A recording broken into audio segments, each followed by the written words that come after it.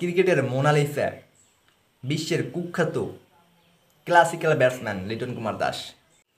আসসালামু আলাইকুম, কী অবস্থা মনারা, কী খবর? আমি কিন্তু হতাশ। সোনার দেশের সোনার ছেলেদের খেলা দেখে খুবই হতাশ, প্রচুর পরিমাণে হতাশ। এতটাই হতাশ যে এখন ভিডিও তৈরি করতেও বিরক্ত লাগছে।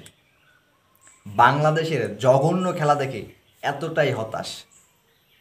প্রথমত, সুপার 8-এ নিজেদের প্রথম ম্যাচে অস্ট্রেলিয়ার বিপক্ষে কি সুন্দর একটা পিচ, অসাধারণ ব্যাটিং পিচ, যে পিচে যে কোনো দেশই প্রথমে ব্যাট করতে নেমে 200+ রান অনায়াসেই করতে পারত।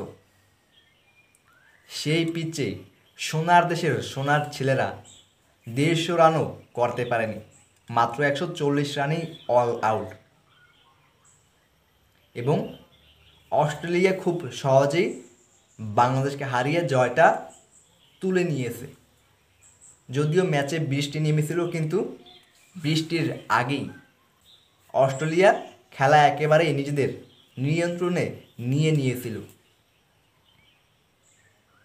পারফেক্ট একটা ব্যাটিং পিচেও বাংলাদেশ ব্যাটিং করতে পারেনি। এবং দ্বিতীয় ম্যাচে ভারতের বিপক্ষে সেখানেও সেই একই ব্যাটিং পিচে বাংলাদেশ ব্যাটিং করতে পারেনি এবং বোলিংয়েও অনেক দুর্বলতা দেখিয়েছে তারা।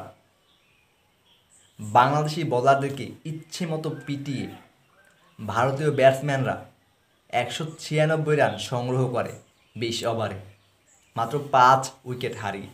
এবং সেই 197 রানের লক্ষ্য তাড়া করতে নেমে বাংলাদেশ দল সংগ্রহ করে মাত্র 146 রান।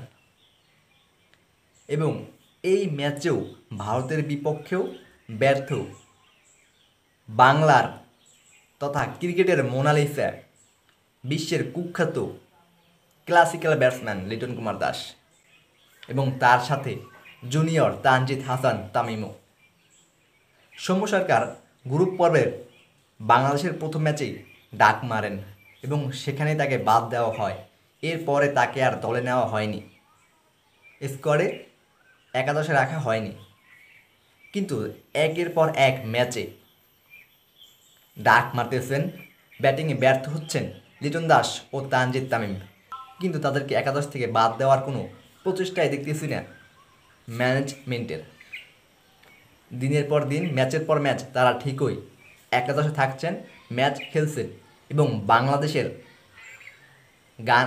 বাংলাদেশকে গান মেরে ছেড়ে দিচ্ছেন। এবং বাংলাদেশ দলের ম্যানেজমেন্টের সবচেয়ে বড় ভুল ভারতের বিপক্ষে মাত্র 2 জন পেসার নিয়ে খেলা। মোস্তাফিজুর রহমান দুর্দান্ত ফর্মে থাকলেও এবং রিশাদ হোসেনও দারুণ ফর্মে থাকলেও ভারতের বিপক্ষে বল হাতে একেবারে ছন্ন ছাড়া হয়ে গিয়েছেন তারা। দুজনেই করেছেন বেশ খরচে বোলিং এবং সাথে সাকিব আল হাসান, যার বোলিং একেবারেই নেই বললেই চলে, যার বলের ভেরিয়েশন একেবারেই নেই বললেই চলে। না আছে কোনো লেন্থ, না আছে কোনো লাইন, না আছে কোনো ভেরিয়েশন, একেবারে কিছুই নেই সাকিব আল হাসানের বলে। সব মিলিয়ে একেবারেই একটা ছন্ন ছাড়া ছেঁড়া বেড়া একটা দল।